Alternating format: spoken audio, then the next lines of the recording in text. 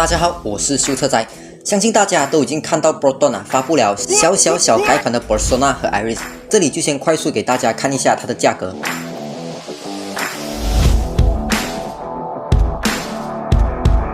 在影片开始之前，记得要先订阅频道，才不会错过我的新影片。首先是外观方面它的外观看起来比之前的还要凶明显一个更大的嘴巴。然后也终于换上了 Proton 的新的 Thundercat logo，车灯也在群众要求之下，终于用上 LED 了。但是很好笑的是小灯竟然还是黄灯换一个灯泡才多少钱 Proton？OK， 因为 Peredor 就连最 low spec 的 Veza 都已经是标配 LED 头灯了很好的是 Proton 有听进消费者的意见，来跟上时代的脚步。然后 Iris 也出了一款 crossover 车型，叫做 Active， 也就是最 high spec 的。它的外观方面就加上了一些 SUV 的元素，包括 Fender Flare、Roof Rack、16寸的 Rim， 然后再加高一点点这些，就增加一些越野的味道啦，也是最近流行的东西。内装方面就可以讲是大刀阔斧，最明显的就是 Floating Screen， 加上一体式的 Armrest， 颇有一些 X50 跟 X70 的感觉。也希望这个就是 Proton 未来车上都会有的东西啦，因为 Armrest 对时常开车的人来讲是一个加分项。然后Persona 的最 high spec 也用上了棕色的皮革了，看起来就比较 premium 的感觉。动力主体方面 ，Iris 还是继续有 1.3L 和 1.6L 的 CamPro VVT 引擎，然后 Persona 是只有 1.6L 的 CamPro VVT 引擎啦。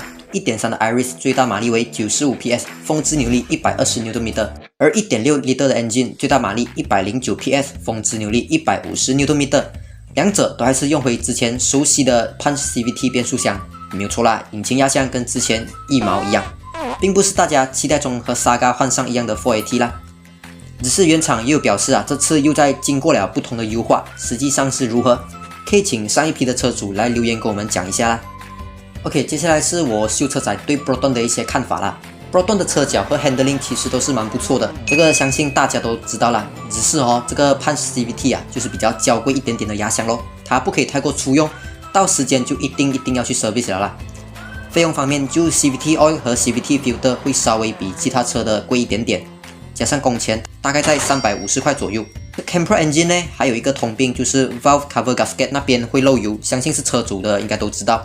换成 silicone 材质的就会稍微耐一点点，价钱大概是在120到180之间再来就是那个时常被人嫌弃旧科技的 timing belt， 当然因为 timing belt 的材质关系，所以100千公里的时候就要换掉了，也比较需要花心思照顾啦，看它有没有开裂，怕它会伤到 engine 这些。再来belt 的好处，比起 timing chain它比较安静，对我们来讲也容易换。timing chain因为是铁链的关系，所以多少会比较吵一点。timing chain 的好处没有错，你不用一直去翻它。不过当它需要换的时候，工钱料钱分分钟还会贵过 timing belt。因为 timing chain 是正在黑油里面的，所以也会比较挑黑油的质量。好的黑油可以降低 timing chain 的磨损率，同时好的黑油也就代表你的 maintenance 的费用会稍微高一点。所以如果你是会定时开玻璃盖照顾车的话， timing belt 其实还是可以用的。如果你是比较不了解车对你来讲只是一个交通工具的话，这样子当然你还是可以选择 timing chain 会比较好啦。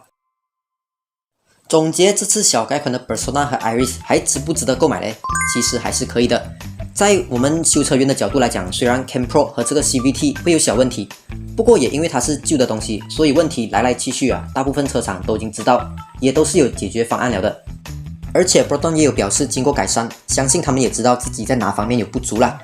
所以在价格没有变化太大 ，Interior 和 Exterior 又升级了这样多的情况之下，你还会考虑给这两兄弟一个机会吗？欢迎跟大家留言分享你的选择。